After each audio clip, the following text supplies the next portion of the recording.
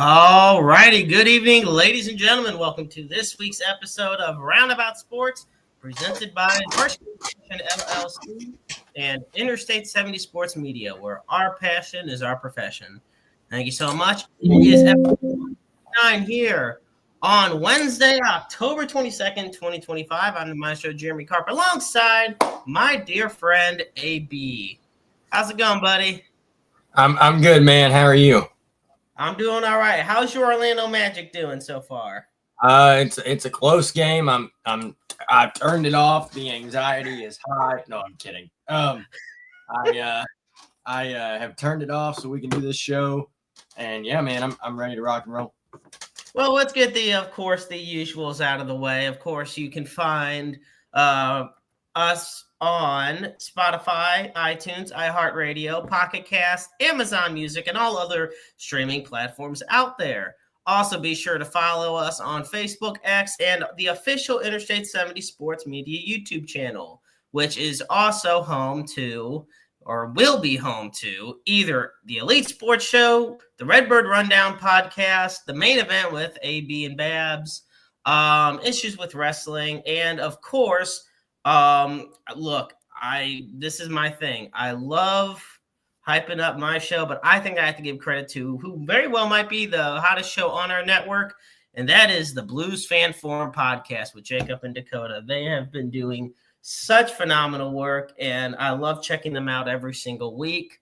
So with all of that said, wow, there is so much to talk about in the world of sports, and I guess the first thing we should talk about is the Kansas City Chiefs finally have Rashee Rice back, and they took on the Las Vegas Raiders, and I'm just going to be honest, AB, they didn't have a prayer. There was nothing the Raiders could do to stop Rice, to stop Mahomes, to stop Pacheco, anything or anybody.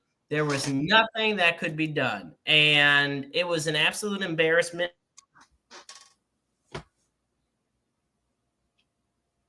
for the Raiders. The Chiefs won 2-0 at Arrowhead on the day in his first game back. So, AB, take me through your thought process with the return of Rashee and what the Chiefs are looking like from here.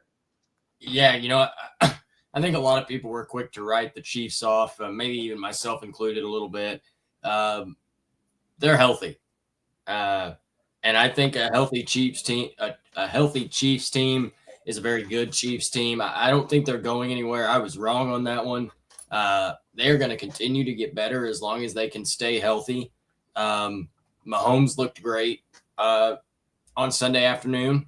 I see absolutely no reason that they're not in the hunt for a healthy Chiefs team. I see no reason that they're not in the hunt for an AFC championship and another trip to the Super Bowl. As much as I know a lot of fans around the country don't like to hear that, but it's the truth. I mean, until somebody in the AFC beats them, they're you know what I'm saying? Yeah, I get it, and this is the thing, though. They've had a lot of question marks coming into the season. Worthy got hurt on the first drive of week 1, came back a couple weeks ago. Hollywood Brown filled in nicely, but he wasn't that guy. Right. The Chiefs, to me, did just enough, because when you take a look at what the Chiefs are at, where they're at now, they're still third in the AFC West, behind the Chargers and the Broncos. The Chargers have the tiebreaker because they beat the Chiefs in the first week. But the Chargers are 4-3, as are the Chiefs, and the Broncos are 5-2 after their historic comeback this past Sunday against the Giants. The crazy thing is, it is unlike the other divisions in the AFC. This one is still up for grabs for anyone. I think when you take a look at the quarterback play in that division, Bo Nix, Justin Herbert, and Patrick Mahomes have been stellar, all of whom could be MVP candidates at this point in time. None of them have the exceptional running game, but they have solid running backs. Right. To me, the biggest threat in the division is the Broncos. If we're talking about when it comes to the Chiefs, I know the Chargers already beat them once, but unlike them, the Broncos actually have, to me, an elite defense. Chargers really do not. I think that, but like you said, I think the Chiefs started to work out a lot of kinks, and just having Rice back, it's more than just a playmaker presence. It's just the presence of one of your top guys. Because now you get Worthy out there and he's healthy. You get Hollywood Brown out there still. You got Rice. You got Kelsey. You got Noah Gray. I mean, Patrick Mahomes is at his best when he's got multiple people to throw to. Right. That is where he thrives. And this is where the Chiefs, to me, are going to be most dangerous. Yeah, I totally agree. I think that he's got, like you said, he's got multiple guys. He's got multiple targets.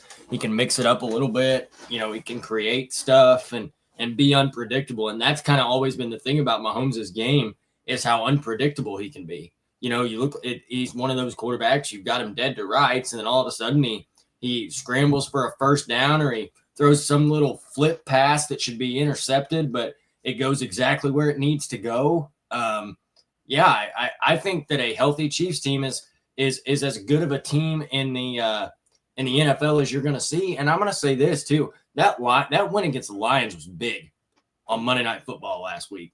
That win against the Lions was an impressive victory for Kansas City. I see no reason to believe that they can't compete again for an AFC title and a chance to go to the Super Bowl, if not win another Super Bowl. Yeah, when you faced off against the Lions on primetime, it was not even that close. Especially in the second half, the Chiefs broke away and pulled away a big victory. And of course, like we've talked about already, absolutely obliterated the Raiders this week. The Raiders had 3 first downs all game. They're the first team in the NFL to have 3 or fewer first downs since the Oakland Raiders had 3 in 2008. And you know as well as I do who their quarterback was back in 2008. Good old Jamarcus Russell. So, Jamarcus. Not exactly good company for these Raiders right now. Are you sure? Yeah. Okay, just making sure. Just checking. Yeah, not exactly good company. So, but yes, the Chiefs, and then you take a look ahead at what their schedule is looking like. And we have it here. So this Monday night, they got the Washington Commanders with Marcus Mariota taking the reins this week as Jaden Daniels is out with a hamstring strain. But then you start getting into, we're talking about the Chiefs and just how good they are or how good they can be. These next 4 games, I'll even say 5 from now till Thanksgiving. Okay, you got home against the Commanders. You go to Buffalo. You go to Denver. You host the Colts, and then you go to Dallas on Thanksgiving.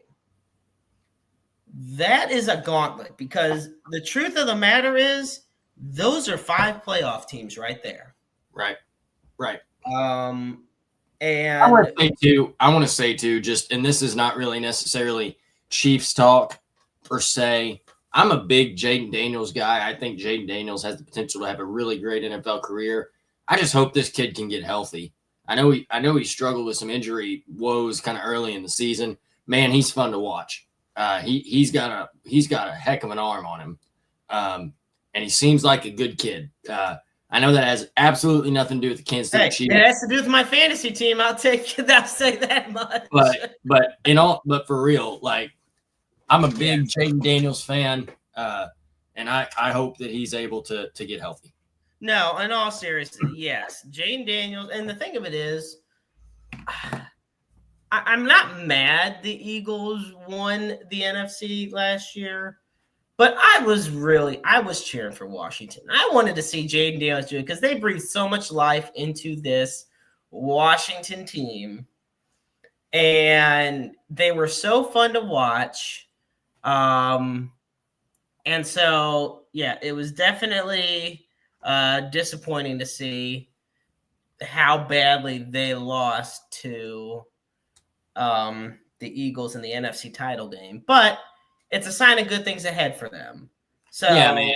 And I'll say this for that game, and I know obviously that's been almost a year ago now, but which is crazy to think about. No, I'll say for that game too, that was, in my opinion, just a case of, man, the Eagles and Jalen Hurts they'd been there before. I mean, and people sometimes don't realize that matters, but I do believe that the next time the Commanders make it to the NFC title game, and I believe with Jaden Daniels under center they will. I think they will be a lot more prepared, having been there before, than they were this time around. I absolutely agree. Now, the Chiefs beating the Raiders isn't the only big it's a big victory for them in Rice's return, but it's a lot that happened in week 7 in general. We had ourselves the Geriatric Bowl, the Unk Bowl, the ARP Bowl, whatever you want to call it. On Thursday night, we had Joe Flacco and the Bengals take on Aaron Rodgers and the Steelers. Now, and we turned back the clock. We turned back the clock, and let me tell you this, AB.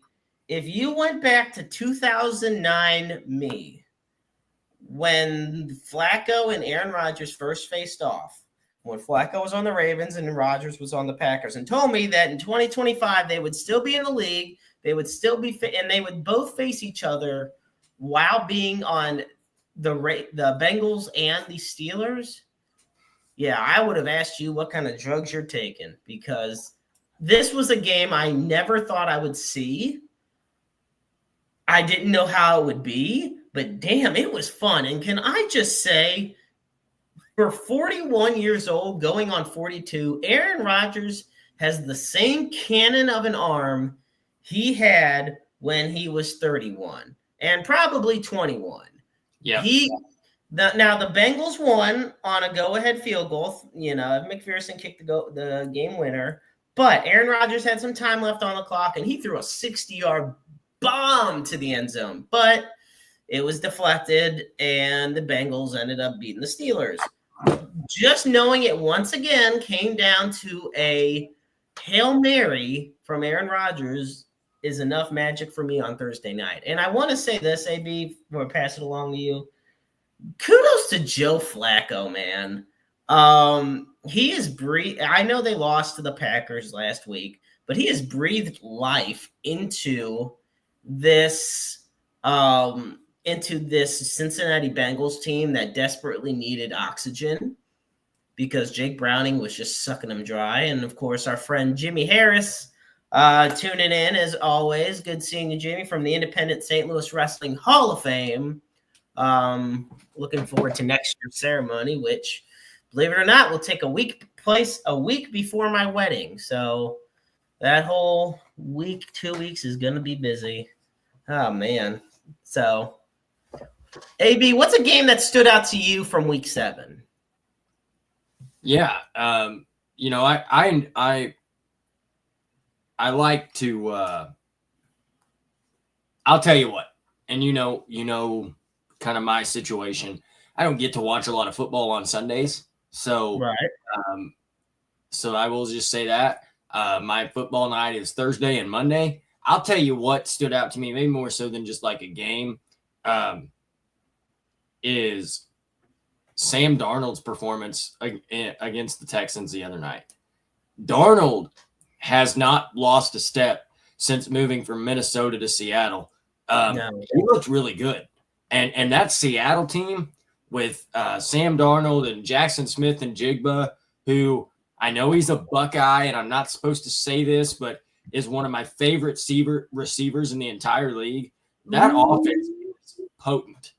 They can win. I mean, they can do some damage. I believe they're 5-2, if I'm not mistaken. Darnold looked really good. Smith and Jigba, it was like his third or fourth straight game for over 100 receiving yards. I wasn't overly impressed. I watched both of those Monday night games. I wasn't overly impressed with the Bucs. Baker Mayfield, it felt like every time he had a chance to make a big play, he overthrew it by about 10 yards. He's got a good receiver room there, and I know Mike Evans went down, but Tez Johnson and Emeka Egbuka are great receivers. Great receivers. I said it last year and the year before, and everybody laughed at me and went hee haw when I said this. Whenever I was watching my beautiful, lovely Michigan Wolverines taking on the Ohio State Buckeyes, I tried to say it. I tried to tell everybody. Last year, Jeremiah Smith is not the best receiver on this Buckeyes team. It's Emeka Egbuka. I'll take it one step further. Maserati Marv was the second best receiver on that Buckeye team. Emeka Egbuka was better. He was more consistent. He was in the right place at the right time. I'm just telling you, I really like Egbuka, and Baker, because he couldn't hit a target, absolutely killed the Buccaneers' chance the other day. Yeah, the Detroit Lions really stepped up big on Monday night, and always nice seeing my dad tuning in as well. Both my parents are at home. Hello. And anyway, about the Monday night game, yeah, Detroit has you heard this before, a plethora of injuries on their defense. Despite that, they really came through in the clutch. Baker Mayfield could not capitalize. Detroit won 24-9 in what to me is a crucial win for the Lions and what was a very big loss for the Buccaneers, not just because they lost the game, but the number one seed is wide open now in the NFC. And number two, you literally just lost your Hall of Fame wide receiver for arguably the remainder of the season. They keep saying most of the remainder of the year. He broke his collarbone. He is going to be out at least 8 weeks. Right. So if the Bucs make the playoffs, maybe he'll be good to go. But keep in mind, Jaden Reed broke his collarbone in the early stages of week 2 against Washington, and we're heading into week 8, and he's not even practiced. Right. So Jaden Reed's a lot younger than Mike Evans. Right. And I feel like it's worth noting too, a collarbone is a little bit different than anything else because there's not anything you can do with it. Like there's not anything you can do for it. You just have to let it heal. Same with ribs, Right. Same thing with ribs. My dad broke his collarbone whenever he was in high school, diving after a basketball. And he's like, that son of a gun hurt forever.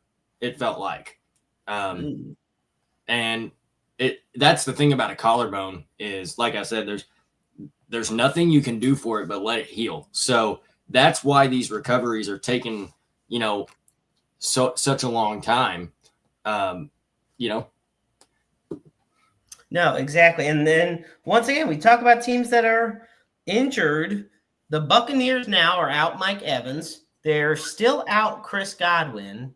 Mm-hmm. And he came back and then he didn't. But then now you're still out Bucky Irving. Right. Those are 3 of your top offensive guys that and which is all the more reason the Buccaneers only having 2 losses is extremely impressive. Like, Egbuka, Rashad White, Tez Johnson, Cade Otton. I mean, these guys have really stepped up for the Buccaneers. And, of course, Baker Mayfield's leadership has been phenomenal for this team. And Todd Bowles is, to me, a big Coach of the Year candidate right now. And so fun to watch. Now, on the opposite side – go ahead. What do you got for me, AB? Yeah, I'll say this about Baker Mayfield, and you know this just as well as I do. He may have struggled Monday night, but then come out the next game and throw for 450 yards and 4 touchdowns. I mean, that's just kind of the Baker Mayfield story. You know what I'm saying? It's the Baker Mayfield way. You're going to get your great MVP style games, and then you're going to have your crappy games. You just got to take them in stride. Now, when we go from Coach of the Year candidate Todd Bowles to the literal opposite, which brings me, I know we're only at the 20-minute mark here on Roundabout Sports, but it brings me to my favorite segment. My football version of the favorite segment. And that is, just how bad do the New York Jets suck? Oh, man, I wish I had music for this. I should have had it for when the Rockies were playing too. But yes, every week we go in and see just how much the New York Jets suck. And when I tell you they are atrocious, we thought last week when them playing the Broncos were terrible. Let's not even they're 0-7. They lost 13-6 to the Panthers that somehow have found a way to be 4-3 on the year. But this is the funniest part of all of this. What happened with the Jets and what's happening on the field might be the least newsworthy thing about the Jets. Aaron Glenn decided, hey, Tyrod Taylor might be the new starting quarterback instead of Fields. Fair enough. Well, Tyrod Taylor gets injured at practice, and now he's day-to-day. Then, to top it all off on the crap cake that we call the New York Jets, the owner, Woody Johnson, publicly goes to the media and trashes Justin Fields, essentially saying, hey, it's not Aaron Glenn's fault. If you had quarterback play like this, you'd be bad too, which is me paraphrasing, but that's essentially what he said. And it is amazing to me that at the time, which is, let me tell you, this is the first of two either executives or coaches calling out a quarterback this week, which makes it all the more fun to talk about. And we'll talk about this second one in a little bit. But, with the whole thing with the Jets, you're 0-7, the locker room's a mess. Your two best players, Garrett Wilson and Breece Hall, are injured. Your coach is on the hot seat before the bye week has even hit. You don't know who your starting quarterback is going to be. Right.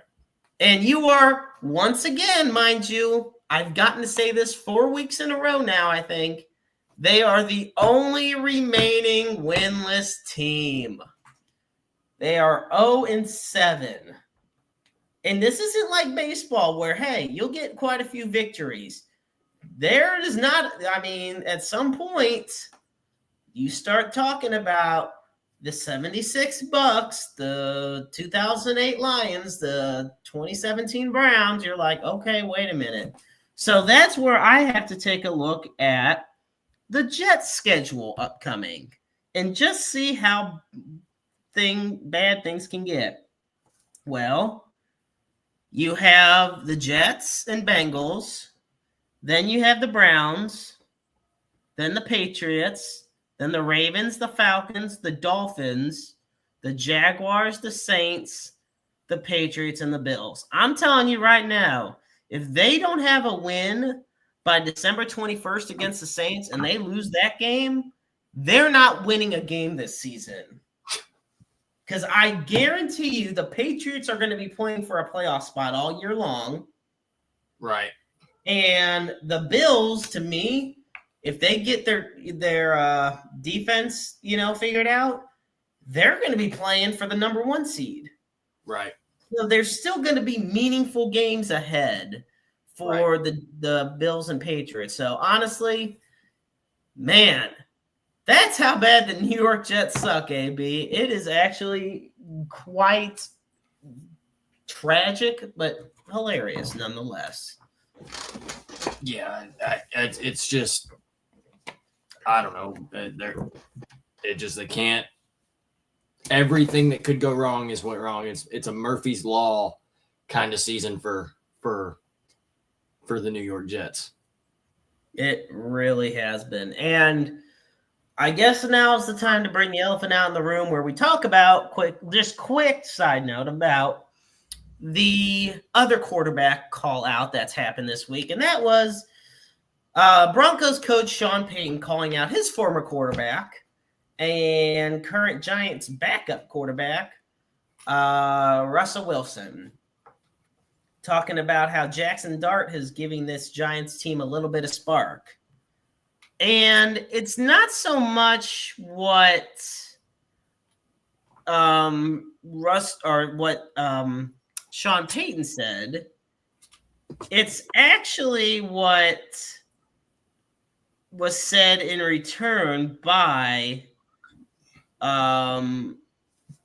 Russell Wilson that makes the whole thing kind of funnier. So we take a look at what's going on with Russell Wilson, and he's straight up. And I also give me 1 second. There we go. So Russell Wilson said in return, where is it? I'm sorry. Oh, yeah. Sean Payton said he recently told Giants owner John Mara he was hoping they'd turn to Jackson Dart at QB once their game passes. So, yes, a little bit of shade right there. And then you go to Russell Wilson, and Russell Wilson responds by saying, where is it? Oh, my gosh. I feel terrible. He's throwing shots at Bountygate, and here we go. Now I finally have it.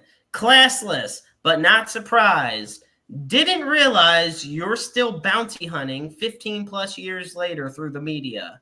Hashtag let's ride.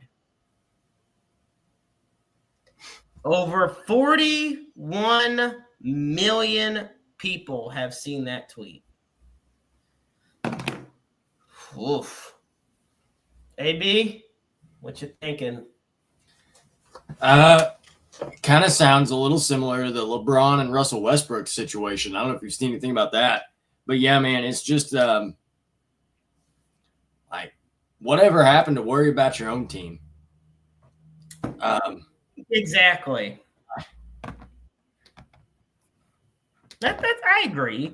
I really do, because we go from, because Mike Tomlin's calling out Andrew Berry, the GM on the Browns, about trading Joe Flacco to a division rival. Well, what happens? That quarterback, Joe Flacco, beats the Steelers while the Browns dominate the Dolphins 31-6. So maybe that's why Tomlin just didn't want to deal with Joe Flacco again. But yeah, it's everybody always has something to say, even if they shouldn't say it, right? Right. So, well, we've reached the halfway point of our show, ladies and gentlemen, and I have to put on this comment that my dad put on, and this is hilarious. He says, the Jets started doing bad when Joe Namath wore pantyhose. Oh, my goodness gracious. Oh, Lord. You know what? He's not necessarily wrong, because have the Jets won a Super Bowl since then? No, they haven't. Have they been back to the Super Bowl since then? No, they haven't. So he's not exactly wrong in that regard. But with all that said, before we move on, do a little bit of what I like to call our little cheap plugs and station identification, because why the hell not? This is our show. So Roundabout Sports is brought to you by Harsh Construction, LLC, with over 50 years combined experience in remodeling and landscaping. Be sure to call 618-363-9818. That's 618-363-9818 for a free quote today. That is Harsh Construction, LLC. And of course, You can find Roundabout Sports on Spotify, iTunes, iHeartRadio, Pocket Casts, Amazon Music, and anywhere else you may stream your shows at. And be sure to find us on the official Interstate 70 Sports Media YouTube channel, where you can find the Elite Sports Show, the Redbird Rundown podcast, Issues with Wrestling, the Blues Fan Forum podcast, and soon the main event with AB and Babs. So moving along now, but kind of keeping that football theme going. Is anyone else well, I know there are people more hyped than me about it, but is anyone else here super hyped about Mizzou Vandy this weekend? I mean, let's really think about it here, AB. The winner of this game controls their college football playoff destiny. Yeah. Jordan and I talked about this last night on the college sports, or not the college sports show, the Elite Sports Show. And we kind of dug into this game and kind of looked at some X's and O's of it. But if you really think about it, they control their own destiny in the college football playoff. They do not, however, necessarily control their own destiny in the SEC title game. I think Alabama and Texas A&M are kind of who's going to that. And the reason I say that is because I don't think Alabama has another loss on their schedule as to where Mizzou or Vanderbilt, either one, have games in which they could lose. But as far as on the field and the theatrics around it, I mean, it doesn't get any better. I mean, if you're a fan of one of these teams, it's a top 15 matchup. It's college game days going to Nashville. You've got Diego Pavia, who is one of the most polarizing quarterbacks, and he's good, by the way. He's not just a loudmouth. He's a loudmouth, but he's a good loudmouth. You're taking the best running back in the country into a hostile environment. My question is for Mizzou, and I know there's probably a lot of Mizzou fans that watch this show. My question for Mizzou or around Mizzou is the same as it was when they went into that game against Alabama. Here they are with another mid-season chance to beat a top 10 team. Can they finally get over the hump? Listen, Eli Drinkowitz has to win one of these games, because if he doesn't, well, I'm going to say it. He starts to get into that James Franklin territory of, can he win the big games? Okay. Every season, and you know this, Jeremy, every season at this point, or sometime in October, he's been right there, undefeated, maybe one loss, and he's had a big game with a chance to solidify Mizzou as a powerhouse and a top-tier team in the SEC and give them a chance to make the college football playoff, and he's blown it. He did it against Alabama. He gets a rare shot to fix the problem in the same season and get a big-time win on Saturday in Nashville. And then he'll have another opportunity down the road in a couple of weeks to get a really, really big win against Texas A&M. That game is at Memorial Stadium in Columbia. But you've got to, if you listen, Jeremy, you have to win Saturday. If you're Mizzou, you have to win Saturday, or that game against Texas A&M likely doesn't matter anymore. I was about to ask you. But let's say Mizzou wins this Saturday, but they lose to A&M. Do they still have a good shot at the college football playoff? I think a 10-2 Mizzou team is in the CFP. I do believe that, and I think that I think if they win, if they run the table, or they lose one more game, they're okay. I don't think I think it's the same thing, almost as like Michigan's situation. So if they win out and get to the Ohio State game, even if they win that game against Ohio State, they're probably not going to the Big Ten title game, but they're definitely going to the playoff, right? You kind of see what I'm saying? It's kind of the same situation. They have to, Mizzou has to win the games. They have to win the games that they should win, and they have to win at least one of them that they should not. And that is Texas A&M or Vanderbilt. one or the other. You can afford to lose. This is my thing. And I think, and I agree with what you're saying. Basically, Mizzou can afford to lose one of those games. They can't lose both. If you lose one, you have to win the other. You ideally, obviously, if you win both, holy crap, that's fantastic. But if you say they lose to Vanderbilt, they have to. I think if they lose to Vanderbilt, they absolutely have to beat A&M. And if they do that, they would still be, to me, in the CFP.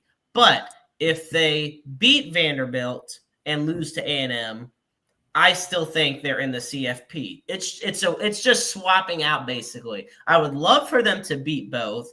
But I think, to your point, I think the reason why this Saturday is the biggest must win is because as great as Vanderbilt is, realistically, right now, A&M's just that much better. Right. It is more realistic to beat Vanderbilt right now for any team than it is to beat Texas A&M. And Mizzou, you're right, had a great chance against Alabama to win their first time against Alabama in 40 years, over 40 years. Right. They couldn't do it. And then they faced Auburn last week. Thrilling game. But here's the problem. And this is something that a lot of people may not realize about the NCAA and the whole playoff rankings and the whole AP Top 25. It doesn't reflect kindly to you as a ranked team if you have to go to double overtime against an unranked team. That's why, to me, Mizzou didn't move up as much as they could have. Okay, so I'm actually going to say something. I kind of think in this particular situation, I disagree with that. Okay. I actually don't think going to Jordan-Hare and Auburn and going into double overtime really was that much of an issue, so to speak. Jordan-Hare is a tough place to play. Auburn is not a terrible team. And you also have to think about this. Jeremy. They lost to Alabama, which, yes, that's a game that I think if we went to Coach Drink and we said, hey, man, should y'all have won that game? He would say, absolutely, we should have won that game.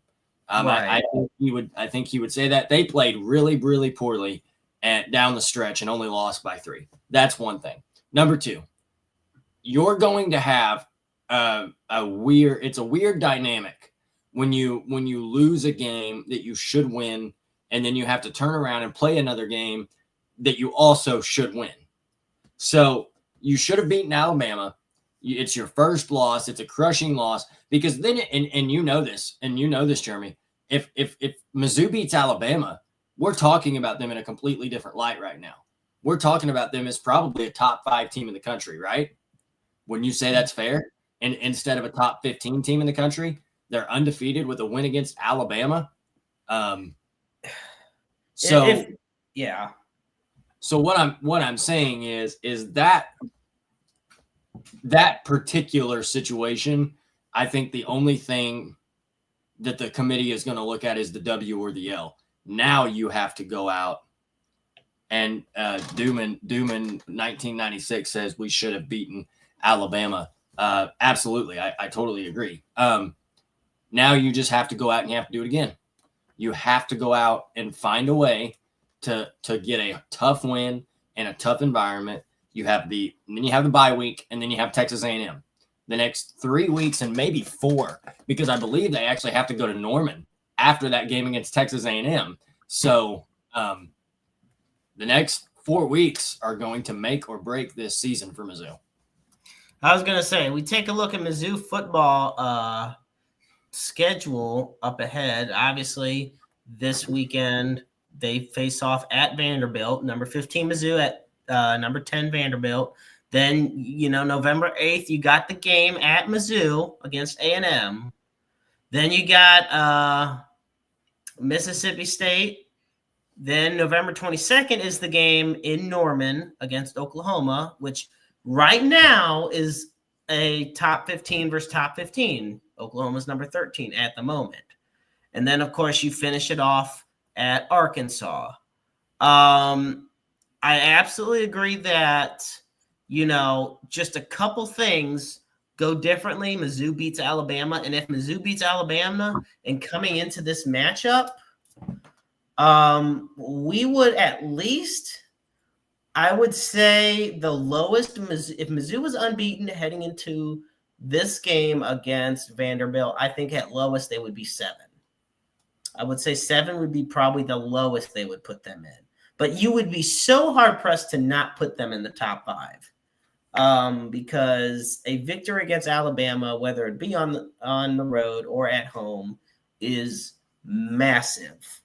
And keep in mind, Alabama beat Georgia, another juggernaut in the SEC. And so, yes, there's a lot riding on this game on Saturday with Mizzou and Vanderbilt. And it's not just for Mizzou, it's for Vanderbilt as well. This is their best start since 1950. So over 75 years, this is the best start they've had. Right. They have to be able to sustain it because Mizzou is no slouch. And I'm not saying they've played a bunch of slouch teams, but I mean, we look at their schedule. I think last week was they're a one-loss team, obviously. Stop if you heard this before. They lost to Alabama 30-14. Right. But I look at the rest of their schedule, and to me, last week's win against LSU was absolutely massive. That is what kept everything alive to me for them. You cannot lose to Alabama and then to LSU consecutively, and to me, have high CFP hopes heading into this game. Because guess what? After Mizzou, they got Texas, in Austin. Then they face Auburn at home, and then they got a home game against Kentucky, and then they go to Knoxville to take on Tennessee, another excruciating road game. The Volunteers, it is not a easy place to play at for a visiting team. So we're talking about how much is riding on the line for Mizzou, but you could not have 2 parallel teams right now facing off. Both teams had rough losses to Alabama, their only loss of the season, the only blemish on their record, and they have tough schedules ahead, and their destiny lies in this game. This is almost bowl game worthy right here, I think. If we're really if you wanted to market the hell out of it, you could, but the truth is, this is, to me, like an extremely crucial game for both teams. And to me, though, it's a toss-up. I think Mizzou, I want Mizzou, obviously. Why wouldn't I want Mizzou to win? But it's tough. I think the LSU game really threw out the fluke conversation for Vanderbilt. Because, they dropped 70 on, Georgia State, and they dropped 55 on Utah State and things like that. But to go out and beat LSU, who's still a top 20 team in the nation, and really open up people's eyes, I take a look at it and I say, look, once again, whoever wins this game, I think both teams should be in the CFP by the end of the year. But whichever team wins this game, unless they go on a ungodly losing streak, they will be in the CFP, especially now that it's expanded. A 9-3 team is not getting in. I do want to say that. They're not. I agree with you. I think, to me, if you get 3 losses, you're out. But I don't see either team really having a bad streak at the end of the year, I'm going to say this, and this is going to be blunt. If Mizzou loses at Vanderbilt this Saturday, I have no reason to believe that they will beat Texas A&M, even though it is at Mizzou. I just don't. No, and it's fair. And even more so, I don't have any reason to believe that they're going to go to Norman of all places and win that game either against Oklahoma. Now, because I think John Mateer is still getting healthy, and we can talk about Heisman some other night. But I mean, I thought the first few weeks that John Mateer was going to win the Heisman until he broke his hand. But yeah, I think that this game this weekend will, if Mizzou can go into Nashville and get a win, and then get that bye week to where they have 2 whole weeks to focus on A&M. That's going to bode well for them. If they go in and lose and they play that A&M game with like, goodness gracious, the season is on the line, because at that point it would be. I think they're in trouble. That's just my thoughts. No, and I do get that. I think Mizzou will, if they lose Saturday, will bounce back. But yes, it does make perfect sense. If they don't beat Vanderbilt, once again, why expect them to beat the number 3 team in the nation in A&M? Right. Now, worth noting here, LSU and Texas A&M play at LSU on Saturday night as well. So that's important to note too. That game is a big game, and if LSU was to upset Texas A&M at home and end their undefeated streak, how much bigger does that LSU win become for Vanderbilt?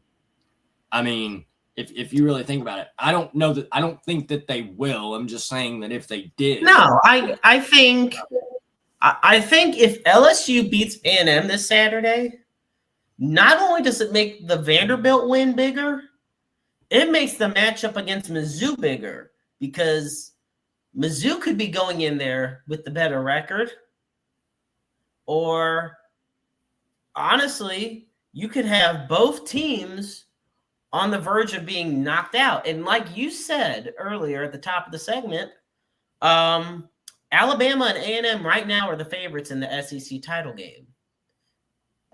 If A&M loses to LSU, it's a whole new conversation. That half is up for grabs. I don't see Alabama not being in the SEC title game this year. I don't see them not being in it. I'm going to be honest. I think outside, and people are probably going to laugh at me here because I know they lost to Florida State at the beginning of the season, and yes, they played horrible in that game. I'm going to tell you right now, I think it's Ohio State, Alabama, Indiana, and everybody else. I think it is I think Alabama is the 3rd best team in the country. I don't care that they're not undefeated. They have shown me and shown me and shown me and showed me. And listen, man, Ty Simpson can sling the rock. That's all I'm saying. Well, I'm going to say this much. When it comes to A&M, obviously you look like they had a thrilling game against number 12 Notre Dame back in September. They got their game against LSU this Saturday, of course. To me, you have the LSU game. You have the Mizzou game on the 8th. The only game I see where A&M could lose the rest, in the rest of the season, is the game against Texas, because in Austin on November 28th, the season finale, the regular season finale, because they're not going to lose. To me, I'm going to be honest, I don't see A&M losing to South Carolina, and I sure as hell don't see them losing to Samford, not Stanford, Samford. They wouldn't lose to Stanford either. So they wouldn't. Yeah, they're not going to lose to Stanford either, but they're sure not going to lose to Stanford. So right now, it is basically LSU and Mizzou have to look at themselves and say, look, I mean, obviously Mizzou's looking at Vanderbilt, but they can look and say, damn, we're the only thing standing in the way of A&M. Also, just real quick, and I know that we're kind of running close on time here. Can we stop this bull crap of Alabama and these SEC teams scheduling these mid-majors, or they're probably not mid-majors, and that's probably not what you call them in football, but it is in basketball. Stop with this bullcrap of them scheduling these mid-majors on the weekend before Thanksgiving. Tell me how that's right. Tell me how that's right. Tell me why Ohio State has to play Penn State. Michigan has to play Maryland. I believe Miami and Florida State play that week. Tell me why that makes sense, dude. Tell me why that's fair. Well, if it makes you feel better, on November 22nd, so right before Thanksgiving, Alabama plays Eastern Illinois. No, that's my point. I know. It's a load of crap. They need to go to a 9-game conference schedule and knock it off with this 8-game BS that they do. I get it. I really do, because guess what? This is my thing. Obviously, when you have rivalry game, your big rival is always going to be the last week. You know, the Iron Bowl is always going to be the last week, you know, with Alabama and Auburn. But the 2 weeks preceding that Eastern Illinois game is literally against Oklahoma and LSU. And who would not? I would love to see I would love to see, honestly, I'd rather see LSU versus Alabama over Oklahoma and Alabama right now. I know Oklahoma's ranked higher, but LSU has had some really fun games this year. And of course, LSU has been a notorious thorn in Alabama's side. So always makes for all the more fun. So I look at, go ahead. What you got for me? I think what you're saying with what'd you say? I'm sorry. No, I'm just saying, like, I agree with you in the sense about these schedules, because you have Eastern Illinois facing Alabama when instead you could have Oklahoma or LSU, both of which would be very interesting games. Yeah, I freaking Eastern Illinois. No, I do agree, and I think that I do think eventually the SEC will change that. I know, like, Georgia and Georgia Tech play every year, which, by the way, that game's going to be insane this year. Listen, I'm so excited for that one. This one's going to be great. I am on the Haynes King and Georgia bandwagon. I might be driving that son of a buck. That Georgia Tech team is good. They're so fun. They are so fun, and I'm going to be honest. Like, I think every team has those defining games. To me, it was the Clemson game for them. It was when they beat Clemson. That was the defining one for Georgia Tech, because it also, I'll be honest, it kind of just signaled the end for Clemson, because everyone's like, oh, Clemson's been this powerhouse for over a decade and a half. Dabo Swinney's going to get fired this offseason. I think because of the national championships that they are going to give him the respect and allow him to finish the season out. Heck, they might even allow him to step down, but Dabo Swinney will very likely not be the head coach of Clemson next season. I just don't. I think and listen, I don't think it's because he's a bad coach all of a sudden. He didn't forget how to coach football. I think, and I've been around sports for a long time. I've been in a lot of different roles, and sometimes, Jeremy, the time at somewhere just runs out, and it's time for both sides to move on. And I think that's where we're at with Dabo Swinney and Clemson. I think so too. I think it's going to happen, but I think it's definitely going to happen more, not so much necessarily on his terms, but definitely more on their understanding with each other, with the organization and himself, instead of just he will never get the James Franklin treatment. I'll tell you that right now. They will not just say right. It's going to be one of those things. I would say that, a few weeks into the offseason, you're going to see Clemson and Dabo Swinney have mutually agreed to part ways.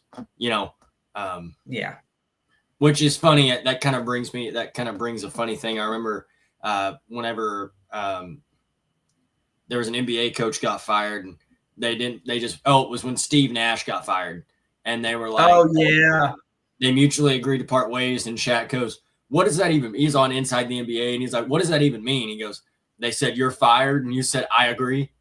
And I get cracked up at that, because, he's kind of right.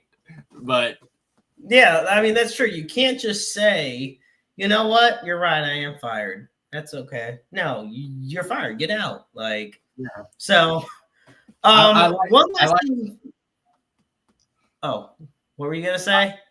I was just going to say, we were talking about being fired or people getting fired and stuff, and I'll make this quick. Ed Orgeron, he's coached at LSU and in Oregon, and he was talking to somebody about whenever LSU fired him, and he had this big buyout. It's like a $30 million buyout or whatever, and they call him in the office. They say, "Hey, coach, we're gonna have to let you go," and he says, "Yeah, something," and they're like, "Don't worry, you're gonna get your buyout." And he's like, "How much is my buyout?" And they tell him, and it was like 30 million or something like that. He goes, "All right, which door you want me out of?" I was gonna say, look, if I could get the buyout these college coaches are getting, I wouldn't mind getting fired. But yeah, James Franklin got $56 million not to coach the rest of this season. Jeez, I'm just trying to see if I can make $56 million in a lifetime. I'm just trying to make $56 in a life. Well, one last thing before we wrap it up officially. We're just gonna go quick, be blunt about it, folks. AB World Series, Blue Jays in their first World Series since 1993 against the big powerhouse, big bad boys in blue, the Dodgers. Who you got? Blue Jays in 6. Okay, I got. You know what? Because this is how I look at it. At some point, we got to get Kershaw versus Scherzer in this World Series. We have to. It's probably if I got the Blue Jays in 7, but something tells me that Scherzer, because we already know Kershaw's done after this. After this series, he's done. He's retiring. I think Scherzer's going to retire too if the Blue Jays win. And I think I would love to see it. I would love to see these two future Hall of Famers face off, in this World Series. But